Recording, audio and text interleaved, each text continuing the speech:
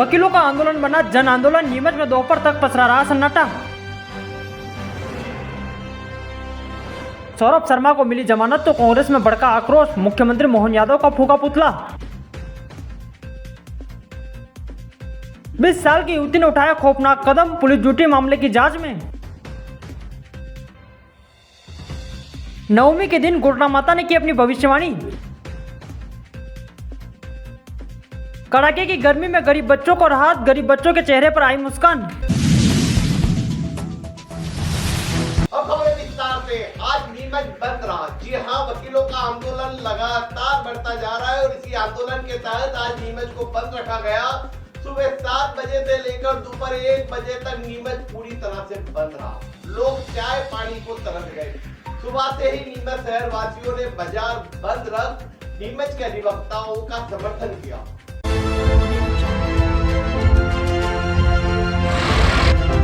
वकीलों के सम्मान में अब सर्व समाज मैदान में आया और अपनी दुकानों पर ताला लगाकर अपना विरोध दर्ज करवाया। जिले में वकीलों ने आज 7 अप्रैल को नए न्यायालय परिसर में बैठने की उचित व्यवस्था और मूलभूत सुविधाओं की मांग को लेकर बंद का आह्वान किया था, जिसका असर देखा गया और छोटी चाय की दुकान से लेकर बड़े शोरूम पर ताले लटके दिखे। वकीलों का यह आंदोलन अब जन आंदोलन में बदल चुका है। अभिभाषकों के समर्थन में शहर के सामाजिक, व्यापारिक और राजनीतिक संगठनों ने अपनी आवाज उठाई। सोमवार को सर्व समाज ने वकीलों के समर्थन में नीमच बंद का आह्वान किया, जिसका असर पूरे शहर में देखा गया। व्यापारियों ने अपना प्रतिष्ठान बंद रख वकीलों के पक्ष में अपना समर्थन किया और अब वकीलों की यह समस्या जन आंदोलन में तब्दील हो चुकी है। आपको बता दें कि जिले के वकील 7 दिनों से तगड़ा विरोध प्रदर्शन कर रहे हैं और अपने न्यायालय परिसर में बैठने की व्यवस्थाओं को लेकर अपनी आवाज उठा रहे हैं। अब वकीलों के साथ सर्व समाज कंधे से कंधा मिलाकर खड़ा हुआ और अपना विरोध दर्ज करवाया। संघ नीमच की मांगों के समर्थन में सर्व समाज द्वारा नीमच बंद कराया गया। इसके लिए हम नीमच के प्रत्येक दुकानदार, हर व्यापारी, छोटे ठेले से लेकर बड़े शोरूम तक वाले दुकानदार, उनके मालिकों को जिला अभिभाषक संघ नीमच की तरफ से धन्यवाद देते हैं, उनका आभार प्रकट करते हैं कि पूरे सर्व समाज नीमच ने अभिभाषक संघ नीमच की जो समस्या है, और न सिर्फ अभिभाषक संघ नीमच की समस्या है बल्कि न्यायालय परिसर में आने वाले वो 4-5 हज़ार पक्षकार जिनकी भी समस्या है, जिनकी वहाँ पे बैठने की जो मूलभूत सुविधा होना चाहिए वो वहाँ पे है नहीं, उस समस्या को समझा और उन्होंने इसके लिए नीमच बंद का आह्वान किया। और आपने देखा कि नीमच पूर्णतया 100% सफल रहा और स्वैच्छिक रूप से आपने देखा होगा कि कहीं पे भी आपने उग्रता या कहीं पे भी किसी वकील को, अभिभाषक को दुर्व्यवहार करते हुए नहीं पाया होगा। नीमच की जनता ने अपने स्वैच्छिक रूप से नीमच बंद रखा और इस शहर की यही खासियत है कि यदि एक वर्ग के ऊपर अगर परेशानी आती है तो दूसरे वर्ग उस वर्ग को सहारा देने के लिए हमेशा खड़े रहते हैं। इस लाल माटी की ये खासियत है।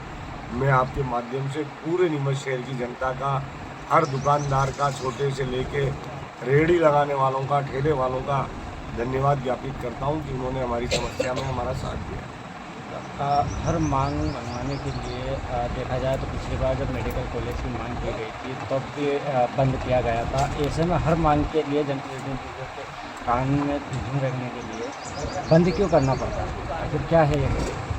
देखिए, इसका मेडिकल कॉलेज जो था वो पूरे क्षेत्र की और सर्व समाज का अपन कह सकते हैं कि वो सिर्फ नीमच नहीं, नीमच के 100 किलोमीटर या 50-60 किलोमीटर के क्षेत्र की वो मांग थी कि नीमच जैसी बड़ी जगह में एक मेडिकल कॉलेज होना चाहिए, क्योंकि हम चिकित्सा सुविधा को लेके यहाँ काफ़ी संघर्ष करते हैं। लेकिन ये जो समस्या है ये एक अलग प्रकार की समस्या है, इससे भी उतने ही लोग जुड़े हुए हैं।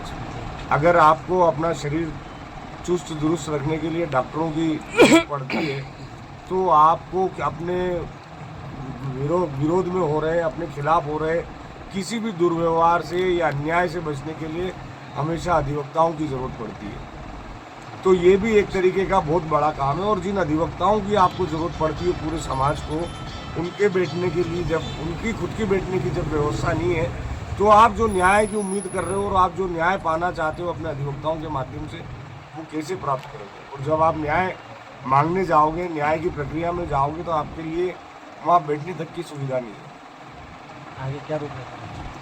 आगे ये आंदोलन लगातार जारी रहेगा जब तक हमारी उचित मांगें पूरी नहीं हो जाती। और आंदोलन चल रहा है, उसके साथ साथ हमारी जो भी हम प्रक्रिया कर सकते हैं वो भी चल रही है। ऊपर के लेवल पे संवाद की प्रक्रिया चल रही है, लिखा पढ़ी की प्रक्रिया चल रही है। हमारे अलग अलग प्रतिनिधिमंडल हर स्तर पर इस बात के लिए जा रहे हैं और अपना प्रेजेंटेशन दे रहे हैं कि हमारी जो मांग है वो बहुत जेन्युइन है और इसको जल्द से जल्द पूरा किया जाना चाहिए। करोड़ों का केस पकड़े जाने के बाद सौरभ शर्मा गिरफ्तार हुआ, लेकिन उसे जमानत भी मिल गई। आज जब जमानत मिलने का मामला सामने आया तो नीमच के कांग्रेसी फूट पड़े और इस पूरे मामले को लेकर नीमच में मुख्यमंत्री का पुतला दहन किया गया। पुतले को दहन करने से रोकने के लिए पुलिस प्रशासन ने भी मशक्कत की, पानी की बौछारें की, लेकिन पुतला दहन हो गया। मध्य प्रदेश के सौरभ शर्मा का चर्चित केस आज नीमच में भी चर्चा में आ गया। आपको बता दें कि आरोपी सौरभ शर्मा को कोर्ट से जमानत मिल गई है। सौरभ शर्मा को जमानत मिलने के बाद कांग्रेस में आक्रोश भड़क गया और मध्य प्रदेश सरकार पर गंभीर आरोप लगाकर जगह जगह मुख्यमंत्री मोहन यादव का पुतला दहन किया जा रहा है। आज सोमवार को नीमच में भी कांग्रेस कार्यकर्ताओं ने तगड़ा विरोध प्रदर्शन करते हुए मुख्यमंत्री मोहन यादव का पुतला फूका। भारत माता चौराहे पर बड़ी संख्या में एकत्रित होकर नाराबाजी करते हुए कांग्रेस कार्यकर्ताओं ने मुख्यमंत्री का पुतला दहन किया। कांग्रेस का आरोप है कि राज्य सरकार भ्रष्टाचार के मामलों में कोई कार्रवाई नहीं कर रही है। कार्यकर्ताओं ने सौरभ शर्मा की जमानत को लेकर नाराजगी जताई और आरोप लगाया कि सरकार सौरभ शर्मा को बचाने का प्रयास कर रही है। पुतला दहन के दौरान पुलिस और कांग्रेस कार्यकर्ताओं के बीच हल्की झड़प भी हुई। हुआ है, हमने सीएम मोहन यादव का पुतला जलाया है क्योंकि सौरभ शर्मा जो अभी कुछ ही दिन पहले सभी को मीडिया में भी आया और सभी को बताया कि 500 करोड़ रुपए उनके पास पकड़ा है, सोने की गिन्नी गाड़ी में मिली।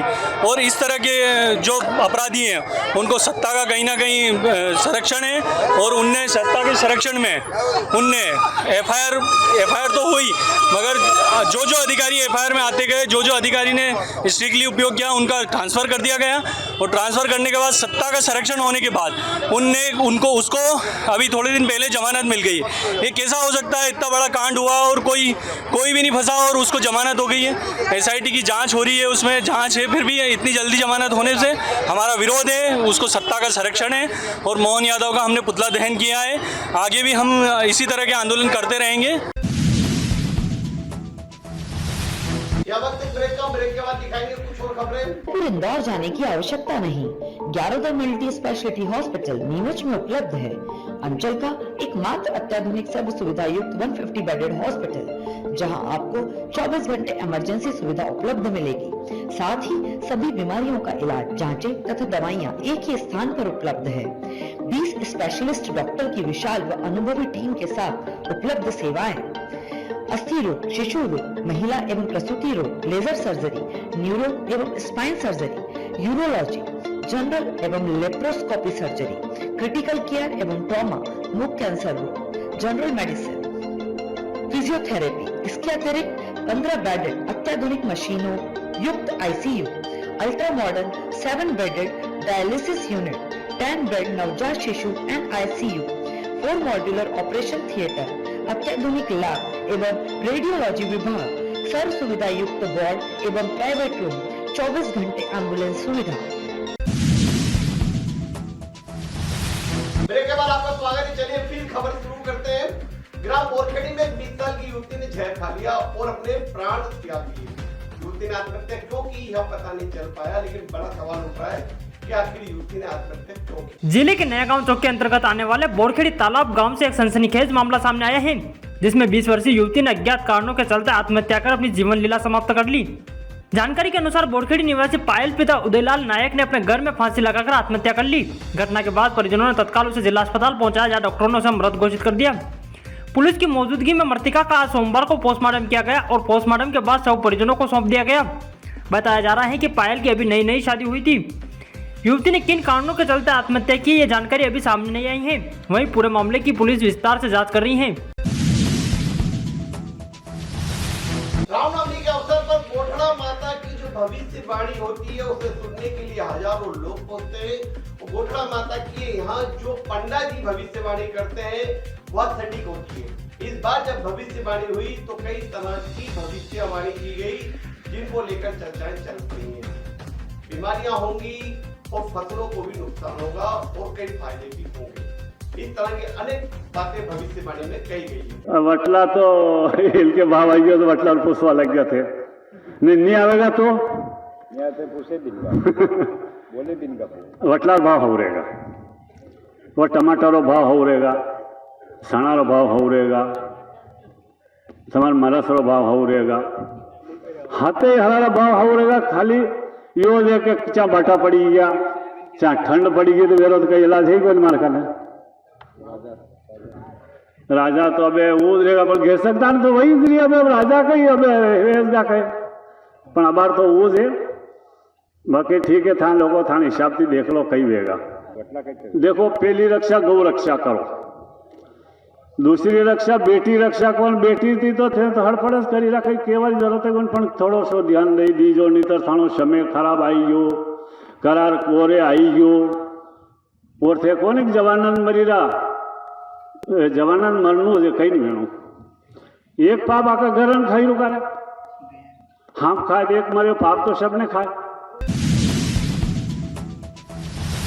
भानु सोशल फाउंडेशन द्वारा एक पुण्य कार्य किया गया और गरीब बच्चों को तपती धूप से बचाने के लिए उन्हें चप्पल और जूते उपलब्ध कराए गए जिससे वे अगर इस तपती धूप में नंगे पेड़ चलने से बचे वो बीमारी से। सामाजिक सेवा के तहत भव्य भानु सोशल वेलफेयर फाउंडेशन द्वारा एक सराहनीय पहल करते हुए गरीब व जरूरतमंद बच्चों को गर्मी से राहत दिलाने के उद्देश्य से चप्पल व बिस्किट वितरित किए गए। यह कार्यक्रम अटल बस्ती दशहरा मैदान क्रमांक 2 मैदान व चौकन्ना बालाजी स्थित बस्ती में आयोजित किया गया जहाँ बड़ी संख्या में बच्चों ने इसका लाभ उठाया। संस्थान के सदस्यों ने बताया कि तेज गर्मी से नंगे पैर चलने वाले बच्चों को देखकर यह निर्णय लिया गया है कि उन्हें चप्पल वितरित की जाए जिससे वे सुरक्षित और आरामदायक ढंग से चल सकेंगे। साथ ही बच्चों को पोषण के उद्देश्य से बिस्किट भी वितरित किए गए। कार्यक्रम में स्थानीय लोगों ने भी भागीदारी दिखाई और संस्थान की इस पहल की खूब सराहना की। संस्था के सदस्यों ने कहा कि संस्था भविष्य में भी इस तरह के सामाजिक कार्य करती रहेगी और जरूरतमंदों की सहायता करती रहेगी। इस अवसर पर संस्था के सदस्य भानुप्रिया बैरागी, हेमंत रावल, दीपक शर्मा, सत्यनारायण रावत, अनुष्का नरेला व पुष्पांजलि चौरासिया उपस्थित रहे। तो यार दिन भर की खबरें चलते चलते फिर नजर डालेंगे हेडलाइंस पर। वकीलों का आंदोलन बना जन आंदोलन, नीमच में दोपहर तक पसरा रहा सन्नाटा। सौरभ शर्मा को मिली जमानत तो कांग्रेस में भड़का आक्रोश, मुख्यमंत्री मोहन यादव का फूका पुतला। 20 साल की युवती ने उठाया खौफनाक कदम, पुलिस जुटी मामले की जांच में। नवमी के दिन गुरना माता ने की अपनी भविष्यवाणी। कड़ाके की गर्मी में गरीब बच्चों को राहत, गरीब बच्चों के चेहरे पर आई मुस्कान। तो इजाजत दीजिए राकेश को और आप देखते रहे नीमच।